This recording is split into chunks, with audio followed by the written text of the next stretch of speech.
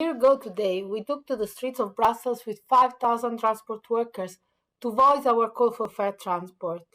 Sadly, 1 year later, the coronavirus crisis has completely exposed the cracks in the foundation of the transport industry, and more than ever, it is obvious that Europe needs fair transport. We were right then and we are right now. We need structural changes. This crisis is a living proof.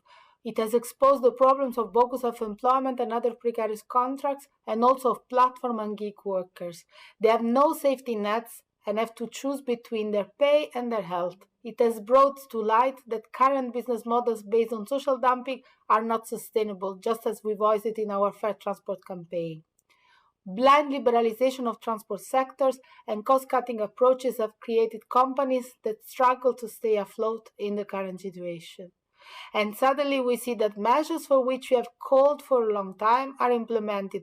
Public money coming to the rescue or calls for renationalization in order to retain a functioning transport system. It is high time for reflection.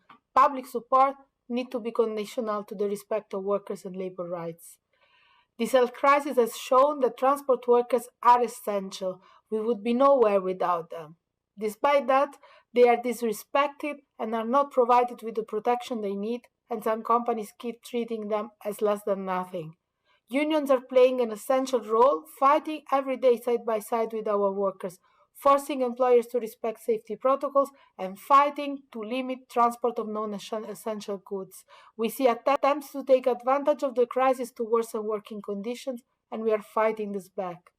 We need to plan how to prompt sustainable business models for getting out of this crisis. We need to make sure transport is paid the right price and that companies pay legal salaries and comply with laws and collective bargaining agreements. ETF will continue to fight for transport workers' rights and fair transport.